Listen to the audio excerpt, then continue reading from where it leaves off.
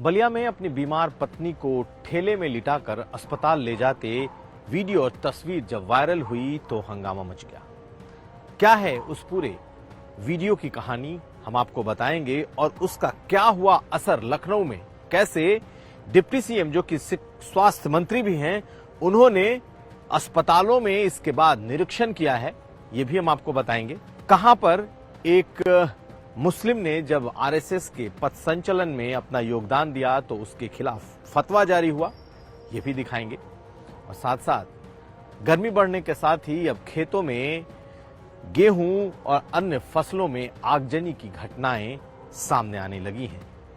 इन तमाम खबरों पर हमारी नजर रहेगी। नमस्कार, मैं हूं कुमार अभिषेक, आप देख रहे हैं यूपी तक और हम हाजिर हैं अपना न्यूज शो आज का यूपी लेकर। एक दिन पहले एक तस्वीर वायरल हुई और उस तस्वीर में एक बुजुर्ग शख्स अपने ठेले पर अपनी बीमार पत्नी को लिटाकर अस्पताल ले जाता हुआ दिख रहा है। यह तस्वीर इतनी वायरल हुई कि इसकी चर्चा लखनऊ के पावर कॉरिडोर्स में भी हो गई। लेकिन यूपी तक ने पड़ताल की कि आखिर कौन है ये बूढ़ा शख्स, कौन है ये बुजुर्ग शख्स और क्यों उसे अपने ठेले में लिटाकर अपनी बीमार पत्नी को अस्पताल ले जाना पड़ा। जब यूपी तक की टीम उस बुजुर्ग तक पहुंची तो पता चला उसका नाम सुकृत राजभर है, जो कि बलिया का रहने वाला है। और 28 मार्च को जब उसकी पत्नी बीमार हुई तो उसने उस ठेले में उसे लिटाकर पास के पीएचसी सेंटर यानी कि स्थानीय सरकारी अस्पताल ले गया। वहां पर डॉक्टरों ने उसे देखा और एक सुई लगाकर उसे जिला चिकित्सालय भेज दिया गया। वहां से जब जिला चिकित्सालय दूर था तो फिर वो वापस अपनी पत्नी को उसी ठेले में लादकर अपने घर लाया। उसने कुछ पैसे निकाले और फिर पैसे से टेम्पो में लिटाकर वो अपनी पत्नी को जिला अस्पताल ले गया। जिला अस्पताल में उसकी पत्नी का इलाज हुआ, लेकिन दुर्भाग्यवश उसकी मृत्यु हो गई।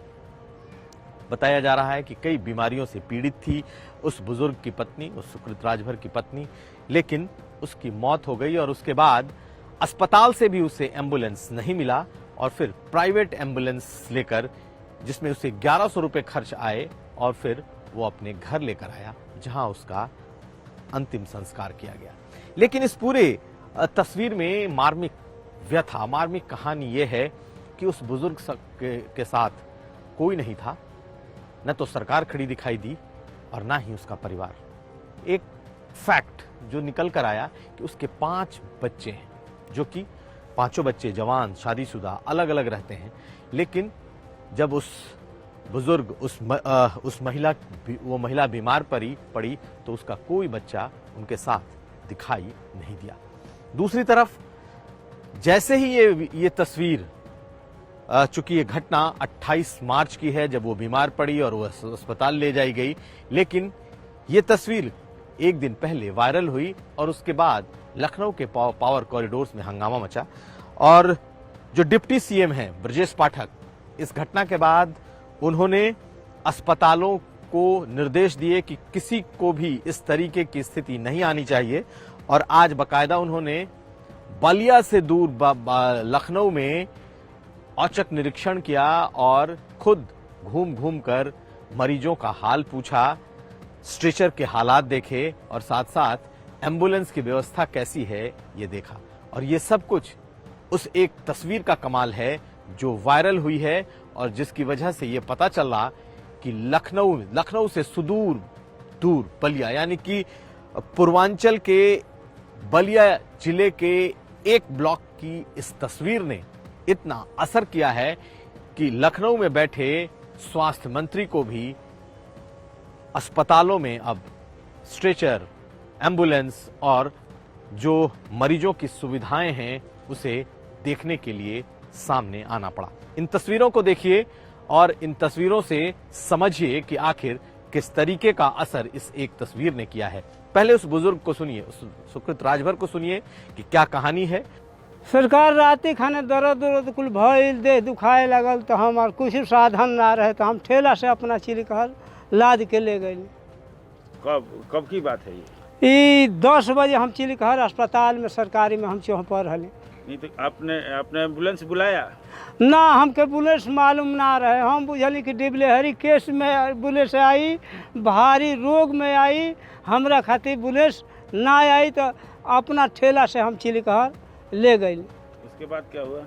अब उसके बाद हो रहा है एगो राय साहेब बाणन, ना पर्ची कटलन ना डॉक्टर साहब के देखे देहलन, अपने देख के आ बतौलन एगो कमर में सुई देहलन, बतौलन कि बलिया लेके चल जा। तो फिर हम ठेला से ले आके पियरिया सड़की पर ठेला खड़ा करके घर से आके मोबाइल नंबर पैसा लेके फिर टेम्पू पकड़ के हम बलिया चल गई सदर अस्पताल में इमरजेंसी में भर्ती करवली। 12 नंबर सीट पर हेठावे। एक बाद 2 बोतल डॉक्टर साहब चढ़ावलन, कहलन कि हम भर्ती ले। एक बाद देह ओकर लागल ठंडा 9 बजे राति का ख़त्म हो गए। फिर होने से लिए नहीं कोई? अब हम कहे लगल कि भाई एम्बुलेंस हमके चाहिए, हम लसिया घरे ले जाए। तो वो बोला तना जौन है पर्ची एक जना बनवले बानी, बोला तना कि एम्बुलेंस 12 बजे राति से नहीं खे चले के आदेश से कह तो प्राइवेट एगो मंगा दी, पैसा तय कलो जौन मांगी तमन दीह। तो बोला देहलन 1100 रुपया पर एम्बुलेंस प्राइवेट तय भइल। 12 बजे ले आके घरे हमनी के छोड़ के अपन चल गए, पैसा हम दे दिले।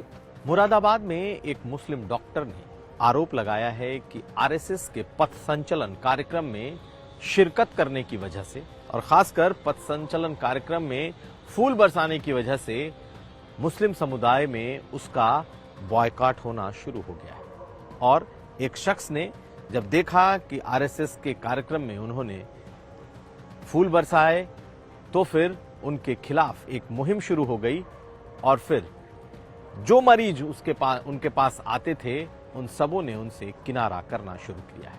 दरअसल ये मामला मुरादाबाद का है और मुरादाबाद के एक डॉक्टर निजाम भारती ने बकायदा पुलिस में ये शिकायत की है कि आरएसएस के कार्यक्रम में शिरकत करने की वजह से एक इमरान नाम के शख्स ने उनके खिलाफ एक अभियान सा छेड़ दिया है। वो डॉक्टर हैं और मरीजों की सेवा करते हैं, लेकिन जैसे ही आरएसएस के पथ संचलन के कार्यक्रम में उन्होंने फूल बरसाए, उसमें शिरकत की, उसके बाद से इलाके में उनके खिलाफ विरोध शुरू हुआ है। एक शख्स जिसका नाम इमरान है और उसने ही इस पूरे मुहिम की शुरुआत की है। अमूमन आरएसएस के पथ संचलन के कार्यक्रमों में कहीं कहीं मुस्लिम इलाकों में फूल बरसाने की तस्वीरें, वीडियो सामने आते रहे हैं। इस बार ये मुरादाबाद में भी हुआ है, लेकिन इसकी वजह से एक बड़े डॉक्टर का इस तरीके से बॉयकॉट होगा इसका अंदाजा किसी को नहीं था। हालांकि पुलिस ने इस मामले में आरोपी उस इमरान नाम के शख्स को गिरफ्तार कर लिया है। अब अगली खबर। गर्मी के बढ़ने के साथ ही खेतों में खड़ी गेहूं की फसल में अगलगी की घटनाएं तेजी से बढ़ने लगी हैं। पूर्वांचल में कई ऐसी घटनाएं सामने आई हैं जहां खेतों में खड़ी सैकड़ों एकड़ में गेहूं की फसल आग के हवाले हो रही है। खेत के खेत इस आग में जल रहे हैं और इसकी प्रमुख वजह ऊपर से गुजरती हाई टेंशन जो तार है उससे निकलने वाली चिंगारी है। पूर्वांचल में चाहे वो बलिया हो, चाहे मऊ हो, आजमगढ़ हो, चंदौली हो, ऐसे इलाकों में ऐसी कई घटनाएं पिछले कुछ दिनों में सामने आई हैं जब सैकड़ों एकड़ में खड़ी गेहूं की फसल जलकर स्वाहा हो गई।